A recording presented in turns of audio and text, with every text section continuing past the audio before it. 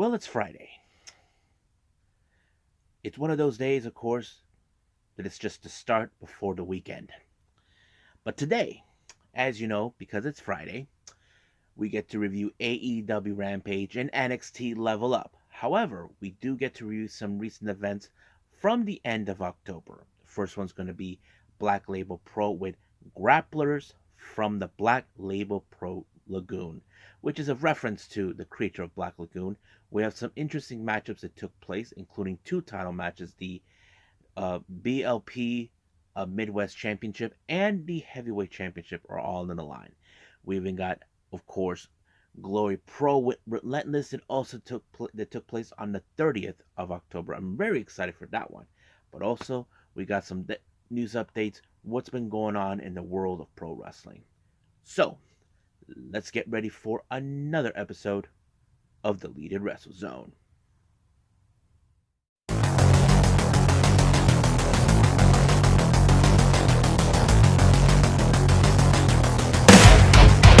Are you ready?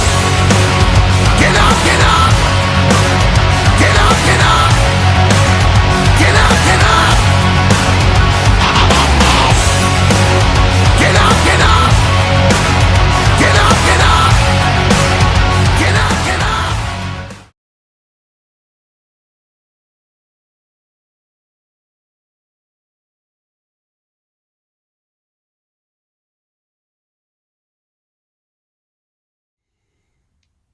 Hey everyone, welcome to Deleted Wrestle Zone. All things that is pro wrestling with AEW, NXT, New Japan Pro Wrestling, Impact Wrestling, the National Wrestling Alliance, various promotions, wrestlers, matches, and championships.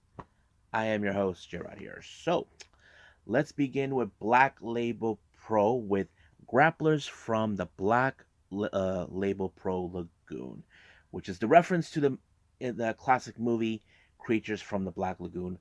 If you guys know this, I'm a fan of that film. I love that movie a lot. So, just a friendly reminder, if you guys remember last time I mentioned about Black Label Pro, they are now part of Fight TV, Fight Plus. That means you guys can subscribe with them and watch some of their material down there, which is only $4.99. So just put it out there if you guys are interested in this promotion. Now, let's begin with our first match. We have Levi Everett, the Amish, taking on Crash Jackson. Now, I have seen Levi Everett. He is a very interesting character. I always talked about what uniqueness some wrestling characters are. I mean, we have Wendy Chu, we got Orange Cassidy, and various others. But this is one of those guys. Now, have you guys ever seen Levi Everett? He always has that little thingy where he builds the mud or the butter. Even Crash Jackson tried to get involved. But the obvious thing is, can Levi Everett overcome a big individual like Crash Jackson? I mean, this guy is a freaking monster. He's a beast.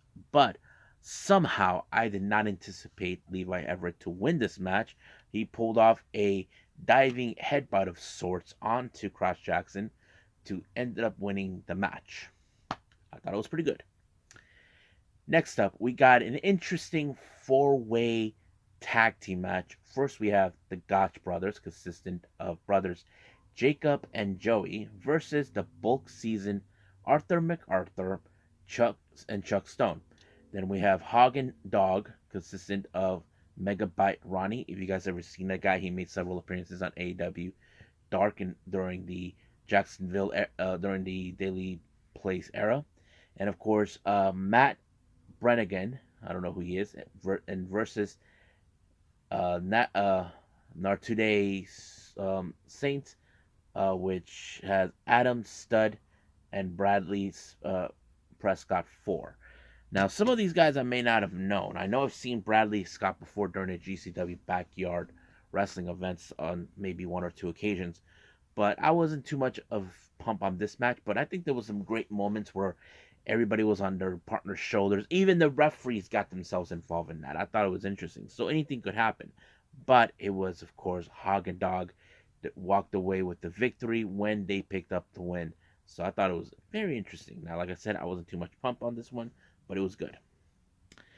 Next up, we have everybody's favorite dad, Dan the Dad, taking on Who Am I? Jake something. Yes, something is in this match. Now, Dan the Dad, as you know, there were a couple of mistakes that he commit. That is, he has to deal with a much bigger and much powerhouse of a wrestler like Jake. Something you guys seen how this guy is when it comes doing his work. That's always been one of the key things that I've seen with him. But I thought it was pretty good. But it was a spinning type of body slam or something that kind of ended the deal for him to put away Dan the Dad to pick up the victory.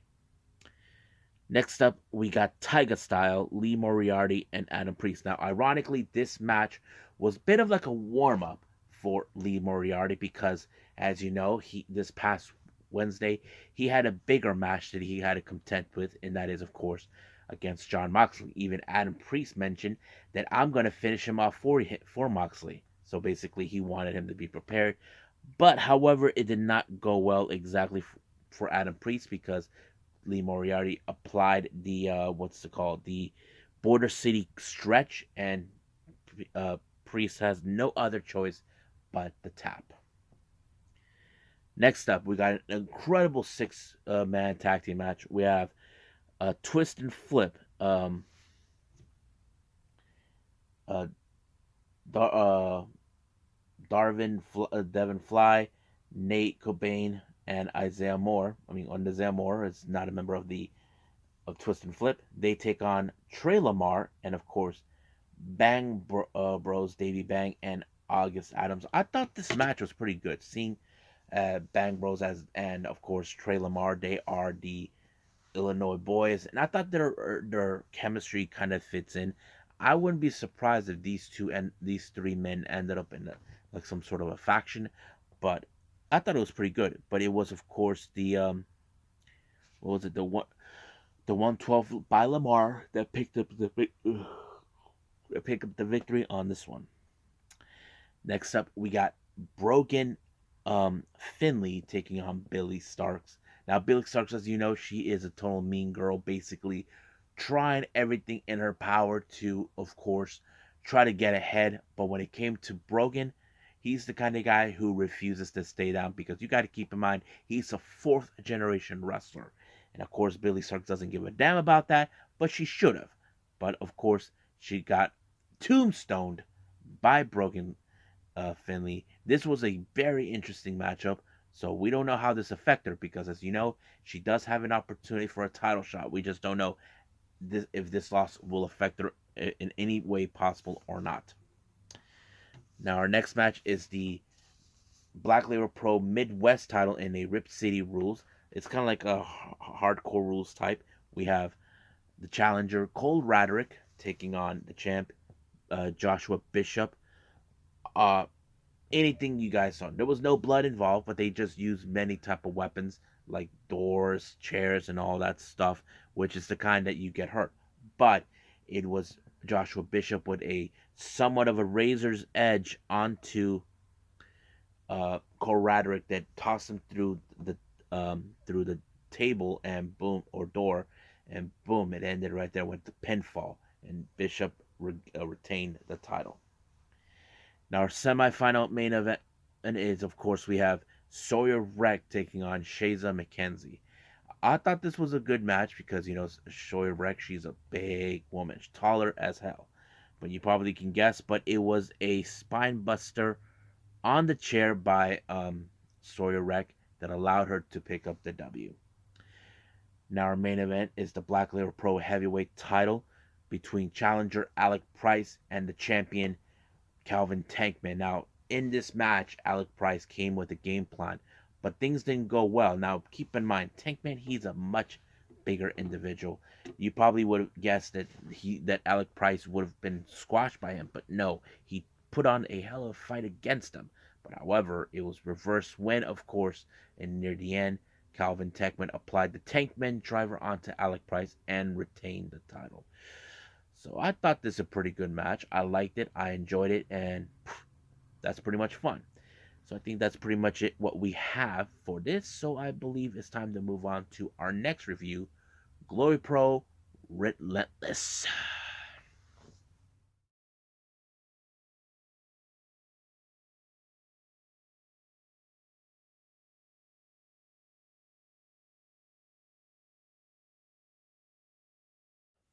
Okay, it's been, I don't know when was the last time I actually reviewed Glory Pro. I mean, I love the promotion, it's pretty nice. So this is much of the recent promotion that took place on October 30th called the Relentless. Now, just to be clear for everyone, I don't know what took place from the last time I reviewed this all the way to now. But let's but let's get started to see what took place. Our first match, we have the women's take the action. We have Shaza McKenzie versus Laney Luck. Now, Shaza is like was trying everything in her power to beat Laney Luck, but however, somehow Laney Luck was able to overturn this match in her favor by surprising Shaza McKenzie with the win. She picked up a very impressive reversal pinfall in her favor, and I thought it was a pretty good one. So I thought, okay, the match was good, but I didn't find that too much hype. But the way Laney Luck made the pinfall was amazing. I think I like that. Next up, we got a very interesting matchup. We have GPA, Crash Jackson, and Shota versus Benjamin Trust, ATM, and Moses. This was a very good match. I think I low. Now the reason is behind it is because I did like the trio of Benjamin Hurt, ATM, and Moses. So I thought it was amazing to watch. Now I am familiarized with Shota, as you guys know, he's from Gabari Pro. Recently, Shota was here in San Diego, training at the Level Up Wrestling Academy. He's good friends with several wrestlers down there, especially the local ones. So I thought it was amazing. I love the trios match with this one, but it was of course what's his name, ATM, with the Boston Crab onto GPA that allowed him to win. And I feel like Trust, ATM, and Moses should continue on as a trios. I think they have something special there. Now our next match is a tables match. We have Jake something versus Ethan Price. Now there was a moment in this match I felt like near the end Jake something was about to do either a power bomb or a razor's edge on Ethan Price, but it was on top of the tree. I mean, on top of the turnbuckle that make him land on the table. It did not break. I don't know if something was wrong or it was a botch, but luckily, Ethan Pay. I mean, what's his name? Uh, Jake something did like a razor's edge at another table, and that kind of sealed the deal for him. I'm like, I don't know what happened to the first table, but this one, okay, done deal. Our next match is the United Glory tag team match. We have the current champions, Grindhouse, Anakin Murphy, and of course Davey Vega taking on the team Bussy, Ali Catch, and Effie. The match was pretty fun. I enjoy Bussy's antics when it comes to the ring, how they operate. But however, the match and it would what's his name? What was it? Hold on, with a brain damage by Davey Vega onto Ali that allowed them to retain the title. So we'll see who will be the next challengers if that come up, if I ever get to watch another Glory Pro Wrestling event. Next up, more ladies action, but this time we have a three-way. Black Onyx versus Heather Reckless versus Heidi Howitzer. Haven't seen Heidi for that much, but man, this match was great. I enjoyed it. But however, it was Heidi who picked up the win by pinfall onto Heather Reckless. So impressive win by her. Next up, we have Raheem De La Suede, formerly of Team Ambition, taking on the current Team Ambition member, Tootie Lynn. Seems like this feud between them has been going long enough. And I don't know who the hell is De La Suede's manager. He's a real piece of work getting involved. And I thought it was kind of interesting, but because of his distraction, um, De La Suede used Tootie's tights to ensure that he wins the match. So basically, Team Ambitions are on the lookout for their former team members to deal with them. Now, our next match, this is a semi-final match. We have the last one standing instead of the one man standing. This is between Dan the Dad and Cody Lane. Now, these two guys, in the past, I have seen them. They don't like each other. Last time, I remember Cody got into a match with Dan the Dad. Loser must leave the neighborhood for good. And that person who ended up was Cody Lane. But one thing that was interesting is how Cody Lane targeted the knees of Dan the Dad, and but the moment when the count was happening, Dan the Dad's knee gave out on him and giving Cody Lane the win. So I thought it was a pretty good match by Dan the Dad, and I think this is a really good one. Now our next match, this is for the Crown of Glory Championship, which is the top championship in Glory Pro. We have Rohit Raju versus Kenny Alfonso versus Mike Outlaw, formerly of Team Ambition, versus current Team Ambition member Cameron Jackson. Now, this is one of those matches like is anything could happen, but it also serves as an elimination match. Whoever is eliminated, he's out. The first person that got eliminated was Kenny Alfonso, then Rohit Raju, but later ended with Mike Outlaw and Cameron Jackson. But one thing it was interesting is Raheem De La Suey shows up to give a helping hand, but Moses shows up who still has issues towards De La Suede, but it did give Tony Lynn the time to deal with Mike Outlaw, and the referee didn't see it, but it did give Cameron the opportunity to pick up the win by retaining the title, and this title stays with Team Ambitious. So I thought it was a really fun match. I enjoyed every moment of this. Hopefully one day I get to see another Glory Pro on watchprowrestling.org, but we'll just wait and see what happens. So I think right now let's move on with AEW Rampage.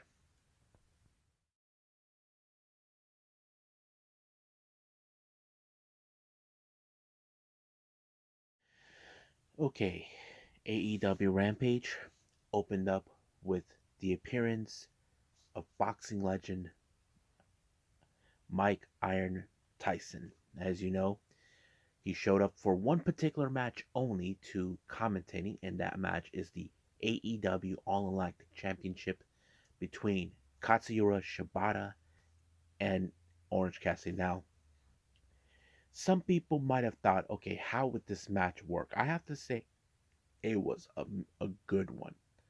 I have to say, it was a good opener. I love how this match went because I've always talked about uniqueness when it comes to wrestlers, and that includes Orange Cassidy. So I think that's what makes Orange Cassidy unique because the way he presents himself, regardless of what we think. When you look at a guy like Shibata, he is a hardcore guy you don't want to mess with. And I was like wondering, okay, is he 100% clear after what happened several years ago with the concussion? I have to say, I think he did pretty well. I'm not going to deny that. I think he did well. I don't think there was any problems. But I have to say, it was a really fun match. I enjoyed it. Some great moments between those two. I loved it. But it took at least maybe two orange punches for um for what's his name for Orange to take out Shibata and retain the title. So that is good. I think I'm satisfied how this match went. So I say, loved it. Now, our next interview we see it by Lexi Nair.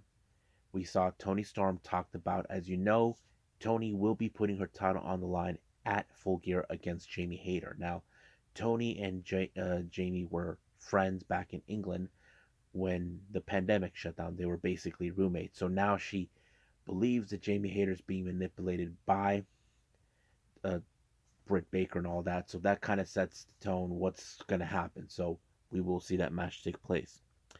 Now, as you know, Lexi did another interview with Blackpool Combat. They were discussing how things were last on Dynamite. As you guys remember, they try. Jericho tried to hurt Io Riccaboni, who's a non-wrestler. It disgusts them, and they are willing to take that title, the ROH World title, away from Jericho. So Jericho had to make a choice, either Danielson or Castagnoli. However, later on, we did see an interview with Shivani. Now Jericho said that he's willing to take both of them, but he is going to play the smart game, saying, I'm going to let you guys beat each other crap out. They think they don't like each other because they always fight each other. That's the thing about the Blackpool combat. They always fight each other. You know why? It brings the spirit competition. I think Jericho is playing too much. But however, the interesting part, Jericho said that he's willing to have Sammy be there, but he said once Danielson and Castagnoli are out, he wants Sammy to take the pinfall, lie down on his back, and he wins the match. So that kind of goes, oh boy. Now our next match is Jamie Hayter and Britt Baker versus Madison Rayne and Sky Blue. I thought the match was solid. It was okay, not the best, but it did show okay. Jamie Hayter is ready for her match against Toni Storm, but it was of course Hayter with the what's it called?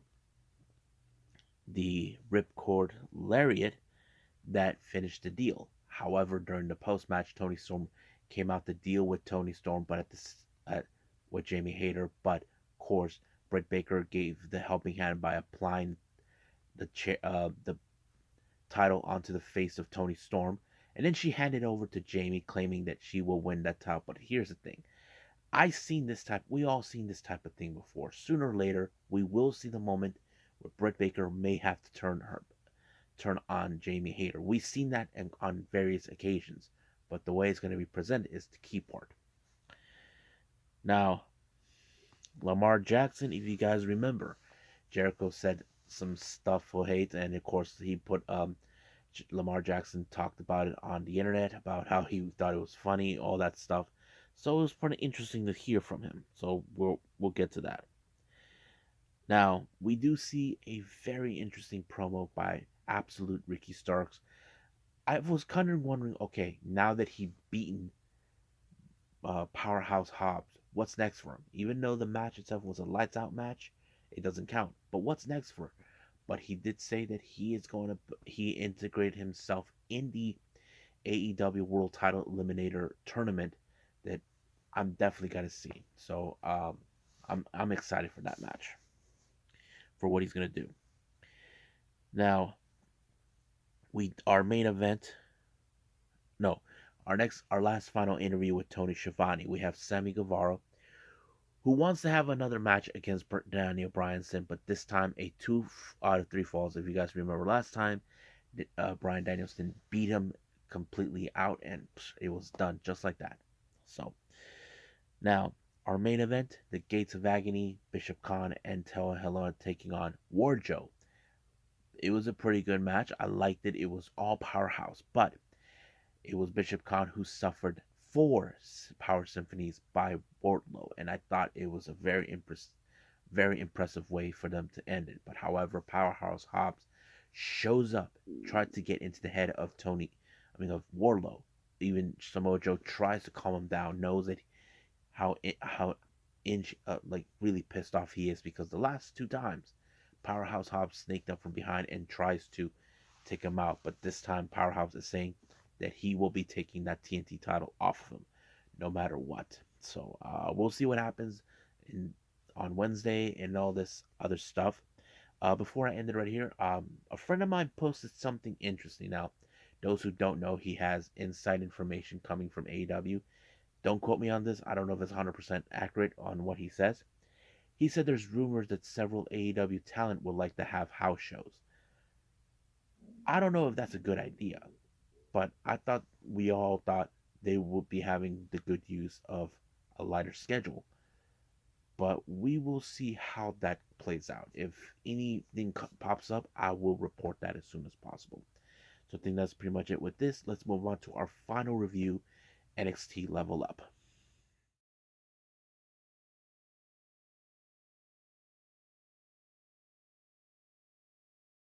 Okay, NXT Level Up. So who levels up on this episode? So We start with Ivy Now versus Solruka. I thought this match was pretty good. I thought it was very impressive. Not to mention, Solruka is very athletic, but she's dealing with someone who is trained very well.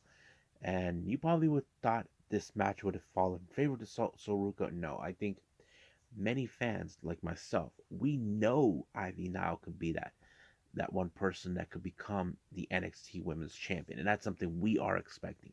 But once again, it was the Dragon Sleeper that sealed the deal for her to pick up another good win. Now, before our next match, we have uh, Miles Bourne talk about his next opponent, which is Hank Walker. If you guys remember him, Hank Walker was the one who got that NXT contract when he defeated Javier Bernal. So he knows what he's getting himself into. However, we have been impressed by Hank Walker on various occasions. So right now we're going to see how he does in this match. And I think this match showed a lot of promising. I think these two wrestlers, both Walker and Bourne, are two of those wrestlers that definitely need to look out for. However, it was of course Walker with his impressive size. But I don't know if he should have another move, but he uses like a big crossbody onto Miles Bourne that picked up the win. Now, there's nothing wrong with the crossbody. I feel he can do better, come up with a much better move for himself to win. And I think we can figure that out some other time. Now, our next match, which is our final match, Zion Quinn versus Oro Mensa, who we haven't seen since Halloween Havoc for the ladder match. I thought Mensa was very impressive. To mention that he's dealing with someone his bigger than him, and I think this shows Oro Mensa's willing to go the distance. But once again, he shows his impressiveness to how he's going to end this match, and I thought it was great. I enjoyed. So he picked up a pinfall on Zion Quinn. So I think that's pretty much it. I think it's time to end this episode by doing some news updates.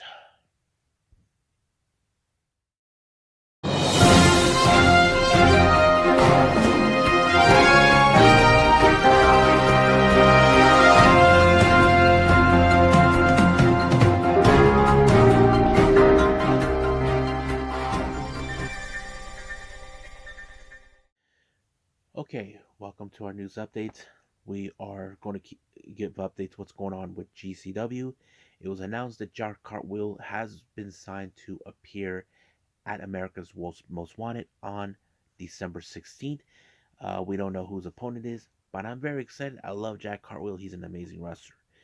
Now, I did mention last time Too Cold Scorpio will be in one of the much recent events, but it was now announced that he will be making appearance at the doubleheader New Year's Eve event, New Year's weekend, um, for Till Infinity and 56 Nights.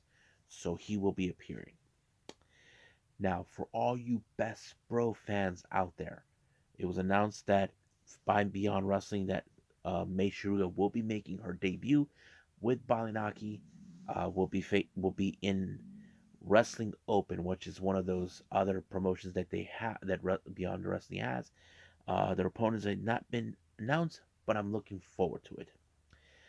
Now, this is a much disturbing thing. Not There's this guy here in San Diego, guy's named Dirty Ron, also known goes by Mikey Gordon.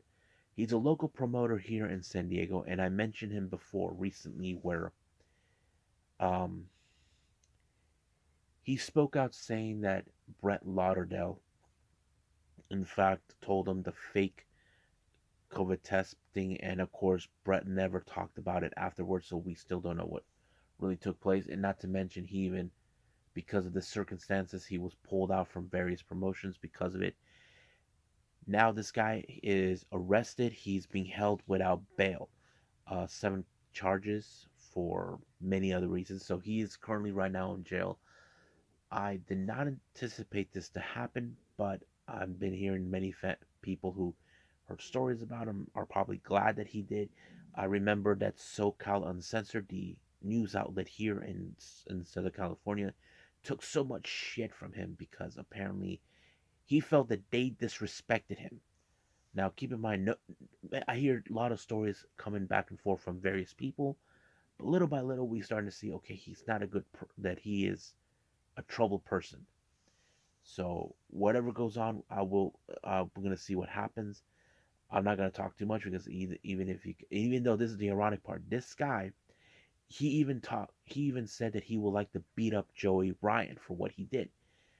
I would love to see Joey Ryan try to talk back and see what he says. So that kind of is interesting. But I'll keep apprised about the situation. Hopefully things will go out. Now, if you guys never heard of Mikey Gordon, he runs this local promotion down here called Fist Combat. They do have a YouTube channel, so you can check some of their stuff out. But I don't know what's the fate of the promotion because of what transpired. So we'll see what happens. So I think that's pretty much it what we have. So I believe it's time to call it a day. So I hope everybody enjoys this episode. Coming up, we do have NWA USA and, of course, New Japan Battle Anthem, where we're going to have several title matches taking place and a few other things. So I'm looking forward to that, and hopefully, I get to see Crown Jewel. I know many fans probably would like to see that. I'm definitely going to keep a prize on that if you guys are big fans. So we'll see about how that goes. But for now, I'll see you guys on the next DWZ time. Same DWZ channel. I must bid all of you adieu. So, goodbye. Mwah, and have a nice day. Bang.